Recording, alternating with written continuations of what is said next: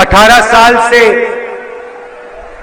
यहां बीजेपी की सरकार है और आपने अपनी आंखों से इनका भ्रष्टाचार, इनकी लूट, इनकी सरकार को गहराई से देखा है। हर चीज में जहां भी इनको मौका मिलता है ये पैसा बनाना शुरू कर देते हैं। पता नहीं आपने, ये इनका मंत्री है, इनके बेटे का वीडियो देखा? तोमर जी के बेटे का वीडियो देखा आपने? देखा आपने? सबके सामने वीडियो कॉल पर बिना छुपाए, बिना डरे मध्य प्रदेश के किसान, मजदूर, गरीब युवाओं का पैसा आपके सामने, सबके सामने चोरी कर रहा है। भाइयों और बहनों, तोमर जी के बेटे पर नरेंद्र मोदी ने कार्रवाई की, सीबीआई लगाई, ईडी लगाई, इनकम टैक्स डिपार्टमेंट लगाया। यहां पे 50% कमीशन सरकार चल रही है। महाकाल कॉरिडोर में चोरी की, व्यापम में 1 करोड़ युवाओं को नुकसान किया, 40 लोग मर गए, कोई इंक्वायरी नहीं। पटवारी एग्जाम स्कैंडल में कोई इंक्वायरी नहीं। एमबीबीएस सीट बिकती है, कोई इंक्वायरी नहीं। आपका पैसा जाता है सबके सामने, एक के बाद एक मंत्री, उनके परिवार, उनके बेटे भ्रष्टाचार करते हैं, कोई कार्रवाई नहीं होती। यहां मैंने सुना है आदिवासी वर्ग के लोग हैं। भाइयों और बहनों, हम आपको आदिवासी कहते हैं, बीजेपी के लोग आपको वनवासी कहते हैं।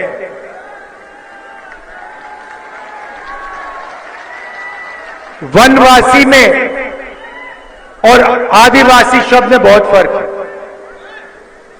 भाइयों और बहनों, आदिवासी शब्द का मतलब वो लोग जो इस जमीन के पहले मालिक थे, मतलब सबसे पहले,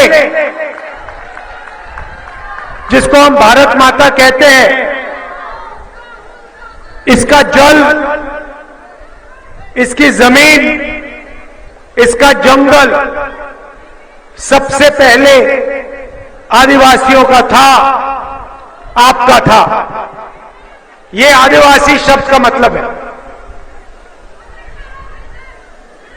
अगर हम आपको आदिवासी कहते हैं तो हमें आपको जमीन का अधिकार, जल और जंगल का अधिकार देना पड़ता है। और कांग्रेस पार्टी ने शुरुआत से आदिवासियों के लिए यह काम किया है। हमारी सरकार थी, हम पैसा कानून लाए, जमीन अधिकरण बिल लाए, मनरेगा कानून लाए, भोजन का अधिकार का कानून लाए, क्योंकि हम इस बात को मानते हैं कि आदिवासी लोग हिंदुस्तान के पहले और असली मालिक थे। भाइयों और बहनों, वनवासी का कोई और मतलब है। वनवासी का मतलब वो लोग जो जंगल में रहते हैं। हम आपको आदिवासी कहते हैं, हम कहते हैं कि जल, जंगल और जमीन के पहले मालिक आप लोग हो, और बीजेपी आपको वनवासी कहती है। वनवासी क्यों कहती है, मैं आपको आज बताने आया हूं। भाइयों और बहनों, आपने कभी बीजेपी के किसी नेता को किसी जानवर पर पेशाब करते हुए देखा है? नहीं देखा। मगर आपने बीजेपी के नेताओं को आदिवासी युवक पर पेशाब करते हुए देखा है, हां या ना?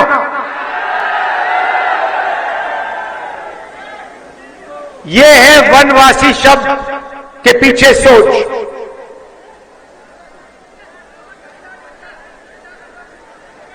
पहली बार मैंने एक वीडियो देखा जो आप सब ने देखा होगा। एक आदिवासी युवक खड़ा है, बीजेपी के नेता उस पर पेशाब कर रहा है और उसके बाद वीडियो को वायरल किया जाता है। पूरे प्रदेश में, पूरे देश में फैलाया जाता है। यह बीजेपी की सोच है। यह वनवासी शब्द के पीछे सोच है।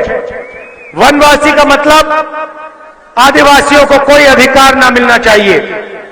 वनवासी का मतलब आदिवासी जंगल में रहें और जंगल से बाहर ना आए। वनवासी का मतलब जब हिंदुस्तान में जंगल खत्म हो जाएगा तो वनवासियों के लिए यहां कोई जगह नहीं रहेगी। आपके लोग सड़क पे भीख मांगे निकलेंगे। यह है वनवासी के पीछे सोच।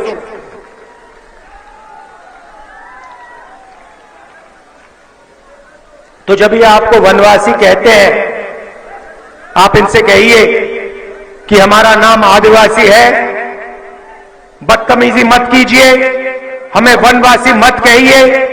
हम आदिवासी हैं और आदिवासी रहेंगे। हमारे हक हैं, जल जंगल जमीन का हक है, हमें वो हक चाहिए।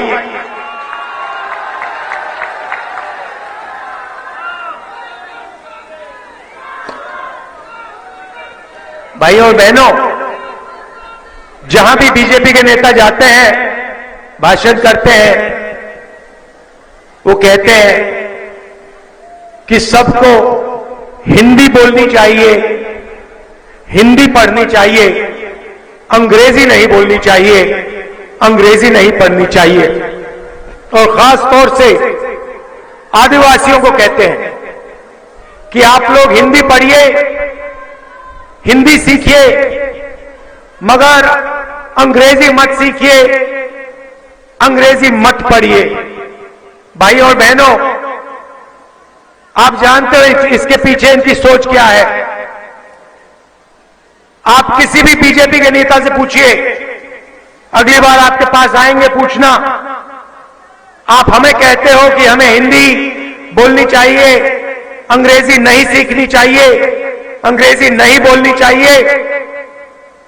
आप हमें बताओ, आपके बेटे कौन से, आपके बच्चे, बेटे बेटियां कौन से स्कूल में पढ़ते हैं? इंग्लिश मीडियम में पढ़ते हैं या हिंदी मीडियम में पढ़ते हैं? और सारे के सारे बीजेपी के बेटे, बीजेपी के नेताओं के बेटे इंग्लिश मीडियम स्कूल में पढ़ते हैं। वो अपने बच्चों को अंग्रेजी सिखाना चाहते हैं, अंग्रेजी पढ़ाना चाहते हैं, और आदिवासियों को अंग्रेजी नहीं पढ़ाना चाहते हैं, अंग्रेजी नहीं सिखाना चाहते हैं। इसके पीछे सोच है।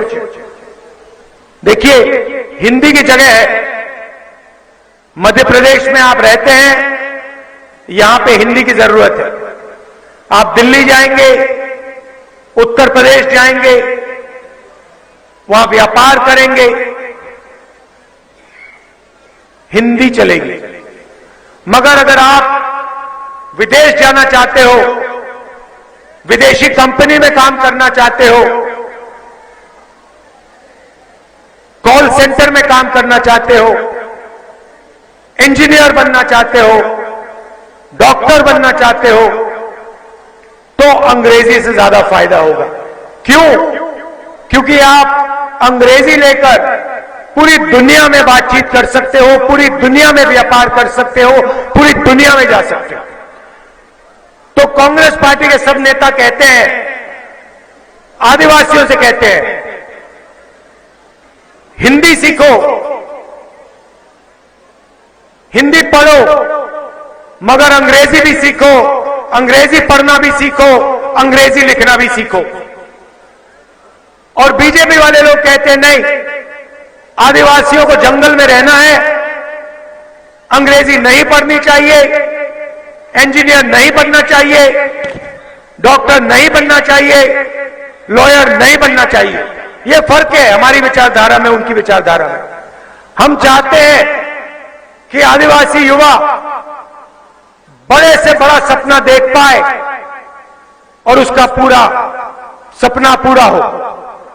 वो चाहते हैं आप वनवासी हो, जंगल में रहो, जंगल के बाहर मत। ये लड़ाई है, विचारधारा की लड़ाई है। और मैं यहां आपको मैसेज देना आया हूं, आप आदिवासी हो, आपका जमीन का हक है, जंगल का हक है, जल का हक है। और कांग्रेस पार्टी ये लड़ाई आपके लिए लड़के आपका जो बनता है, आपका जो हक है, वो आपको पूरा करके देगी। भाइयों और बहनों, आपने देखा होगा भारत जोड़ो यात्रा में हम 4000 किलोमीटर चले, कन्याकुमारी से कश्मीर तक चले, और रास्ते पे मुझे लाखों युवा मिले, और सबके सबसे मैं एक सवाल पूछता था। जब भी मैं युवा से मिलता था, मैं एक सवाल पूछता था कि भाई क्या करते हो? और मध्य प्रदेश में ज्यादा से ज्यादा युवाओं ने मुझे कहा, राहुल जी हम बेरोजगार हैं, हम कुछ नहीं करते। 18 साल इन्होंने सरकार चलाई, 18 साल इन्होंने सरकार चलाई, और युवा देश का भविष्य होता है। रीढ़ की हड्डी होती है युवा, युवा के बिना देश नहीं चल सकता। और मध्य प्रदेश के युवाओं को इन लोगों ने सिर्फ बेरोजगारी दी है। आपने सबसे पहले स्कूल, कॉलेजेस, यूनिवर्सिटी, अस्पताल, इन्होंने यहां पे सारे के सारे प्राइवेट कर दिए, बड़े बड़े उद्योगपतियों को बेच दिए। तो आपको जब आप स्कूल जाते हो, कॉलेज जाते हो, प्राइवेट स्कूल, प्राइवेट कॉलेज में जाना पड़ता है, हजारों रुपए, मेडिकल के लिए लाखों रुपए देने पड़ते हैं। आपके माता पिता पैसा कमाते हैं, मुश्किल से कमाते हैं, शिक्षा के लिए पैसा देते हैं, युवा खर्च करता है, कॉलेज की डिग्री ले लेता है, इंजीनियरिंग डिग्री ले लेता है, मेडिकल डिग्री ले लेता है, और फिर मध्य प्रदेश में उसको रोजगार नहीं मिलता। सारे के सारे युवाओं का सपना इन लोगों ने तोड़ दिया है, जिंदगी नाश कर दी है इन लोगों ने। लंबे लंबे भाषण देते हैं। देखिए, मैं अभी आपको पूछता हूं, अभी पता लग जाएगा। यहां पे बहुत सारे युवा हैं, यहां पे बेरोजगार युवा, हाथ उठा के दिखाओ मुझे। ये देखो, आधी भीड़ बेरोजगार है। ये शिवराज चौहान जी और नरेंद्र मोदी जी की देन है। इनकी सरकार सिर्फ अरबपतियों के लिए काम करती है। अदानी जी का आपने नाम सुना होगा, सुना है? पूरे देश में आदिवासियों की जमीन, आपका हक छीनकर इन लोगों ने अदानी जी जैसे लोगों को दिया है, जो रोजगार देते हैं। छोटे व्यापारी, स्मॉल और मीडियम बिजनेस वाले लोग, किसान, उनको इन्होंने खत्म कर दिया। उदाहरण, भाइयों और बहनों, यहां पे बहुत सारे किसान बैठे हैं, छोटे व्यापारी, दुकानदार बैठे हैं। जीएसटी से आपको फायदा हुआ, नुकसान? एक व्यक्ति नहीं मिलेगा इस भीड़ में, एक व्यक्ति नहीं मिलेगा मध्य प्रदेश में, एक व्यक्ति नहीं मिलेगा जिसको जीएसटी से या नोटबंदी से फायदा हुआ होगा। उसके बाद ये किसान बिल लाए, वो किसान बिल नहीं थे, वो किसान को मारने के हथियार थे। अच्छा हुआ कि सारे के सारे किसान खड़े हो गए, कांग्रेस पार्टी खड़ी हो गई और हमने किसान बिल को रद्द करवा दिया, वापस लौटा दिया। तो ये किसान से पैसा लेते हैं, मजदूरों से पैसा लेते हैं, गरीबों से पैसा लेते हैं और अरबपतियों को पैसा दे देते हैं। हमारा काम दूसरा है। हम किसानों को, मजदूरों को, छोटे व्यापारियों को मदद करते हैं, उनकी जेब में पैसा डालते हैं, उनका कर्जा माफ करते हैं, उनकी रक्षा करते हैं। भाइयों और बहनों, यहां गैस सिलेंडर कितने का है? आपको याद है, यूपीए की सरकार थी, 400 रुपए का सिलेंडर था। नरेंद्र मोदी जी भाषण में कहते थे सिलेंडर 400 रुपए का हो गया, आज 1200 रुपए का हो गया। किसी भी भाषण में नरेंद्र मोदी नहीं कहते भैया 1200 रुपए का सिलेंडर है। 1200 का है ना? चुनाव के बाद कांग्रेस पार्टी की सरकार आ रही है, 500 का हो जाएगा। ले हमारी जो यहां महिलाएं आई हैं, बहनें आई हैं, माताएं आई हैं, ये हम आपके लिए काम कर रहे हैं। आज आप 1200 रुपए का सिलेंडर खरीदते हो, कुछ ही दिन में आपके 700 रुपए बचेंगे, 500 रुपए का सिलेंडर आप खरीदेंगे। क्यों? हम आपके जेब में, गरीबों के जेब में, महिलाओं को हम पैसा देना चाहते हैं, आपके बैंक अकाउंट पे पैसा डालना चाहते हैं। भाइयों और बहनों, पिछली बार कांग्रेस पार्टी चुनाव जीती थी, हम चुनाव हारे नहीं थे, हम चुनाव जीते थे। आपने पूरा समर्थन किया, आपने कांग्रेस पार्टी को यहां चुनाव जिताया था।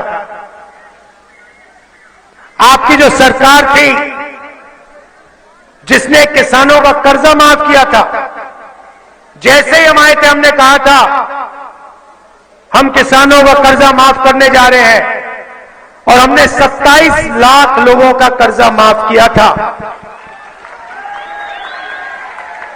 100 यूनिट बिजली हम 100 रुपए के लिए देते थे। ओबीसी रिजर्वेशन हमने 27% किया था। उस सरकार को बीजेपी ने आपकी आंखों के सामने पैसा देकर, खरीदकर, आपके आंखों के सामने से उसको छीना। ये भूलिए मत, ये जो सरकार है, बीजेपी की सरकार है, शिवराज चौहान जी की सरकार है, ये आपने नहीं बनाई, ये गरीबों ने नहीं बनाई, ये किसानों ने नहीं बनाई, मजदूरों ने नहीं बनाई, आदिवासियों ने नहीं बनाई। ये आपसे चोरी की गई सरकार है और इसको यहां के बड़े उद्योगपतियों ने करोड़ों रुपए देकर, विधायकों को खरीदकर ये सरकार चोरी की सरकार बनाई। भूलिए मत और इनको याद दिलाइए। कहते हैं बीजेपी की सरकार है, बीजेपी की सरकार नहीं है, चोरी की सरकार है। कांग्रेस की सरकार बनी थी, इन्होंने चोरी करके यहां सरकार बनाई है। और इस बार मोदी जी आए हैं, मजाक है। पिछली मीटिंग में मुझे कहा गया मोदी जी आए, कहते हैं हमने एक डिस्ट्रिक्ट में 500 कारखाने खोल दिए, मध्य प्रदेश में एक कारखाना इन्होंने नहीं खोला। यहां पे पास में छत्तीसगढ़ है, बॉर्डर पे पड़ता है, वहां हमारी सरकार है। छत्तीसगढ़ का पूरा चेहरा हमने बदल दिया। मैं बताता हूं वहां क्या किया हमने। हमारे चीफ मिनिस्टर ने, हमारे नेताओं ने कहा कि हर डिस्ट्रिक्ट में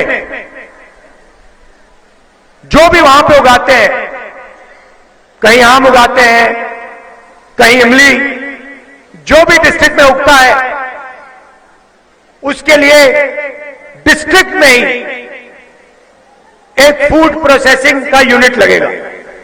जहां टमाटर उगाते हैं वहां पे टमाटो केचप बनाने की फैक्ट्री, जहां आलू उगाते हैं वहां पोटैटो चिप्स की फैक्ट्री, जहां नींबू है वहां अचार की फैक्ट्री। हमने पूरे प्रदेश में जाल बिछा दिया है। छत्तीसगढ़ में किसान अपना माल, अपनी सब्जी सीधा जाकर फैक्ट्री में बेचता है, सही दाम मिलता है उसे। धान के लिए सबसे ज्यादा पैसा हिंदुस्तान में छत्तीसगढ़ में मिलता है।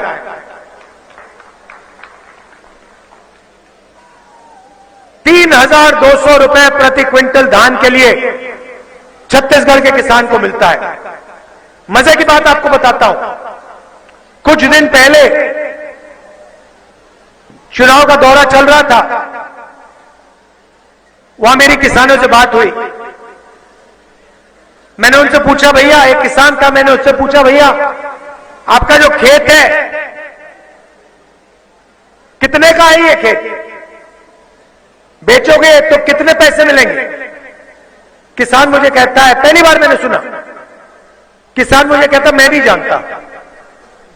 मैंने कहा तुम कैसे किसान हो, तुम अपने खेत की कीमत नहीं जानते? कहता है, राहुल जी हमें यहां पे ₹3,200 मिलता है धान के लिए। मैं इस खेत को कभी बेचने वाला नहीं हूं, जिंदगी भर नहीं बेचूंगा इस खेत को, ये मेरी मां है। छत्तीसगढ़ की सरकार ने मुझे इतना पैसा दिया, जो कर्जा था, जो बीजेपी के समय कर्जा था, वो उतर गया। मैं इस खेत को बेचना नहीं चाहता हूं, मुझे नहीं मालूम कितने का है ये खेत। देखिए कितनी कमाल की बात बोली उसने। यहां पे आपके किसान कर्जे के नीचे दबे हुए हैं। भाइयों और बहनों, 18,000 किसान, 18,000 किसानों ने मध्य प्रदेश में आत्महत्या की है। 18,000। हर साल एक लिस्ट निकलती है, हजारों किसान मध्य प्रदेश में जो आत्महत्या करते हैं। हम ये सब बंद करवाना चाहते हैं। जो हमने छत्तीसगढ़ में किया, जो फूड पार्क हमने छत्तीसगढ़ में खोले, जो फूड प्रोसेसिंग यूनिट हमने छत्तीसगढ़ में खोले, हम यहां पे खोलने जा रहे हैं।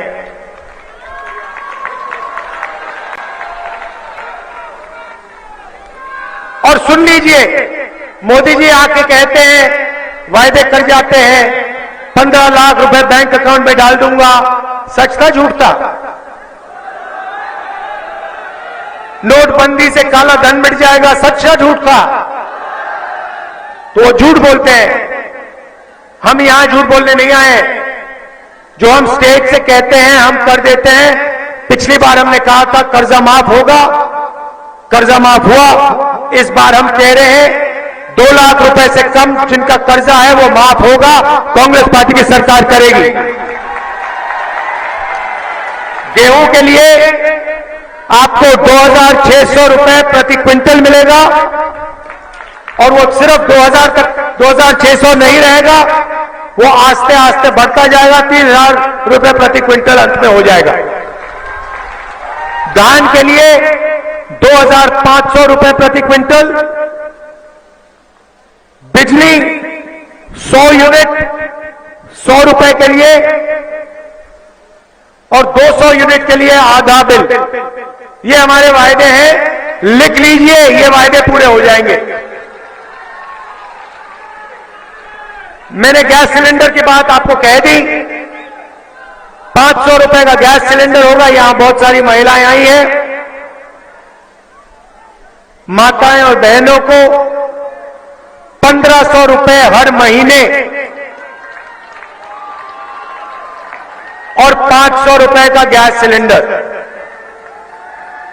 तो ये हमारे वायदे हैं।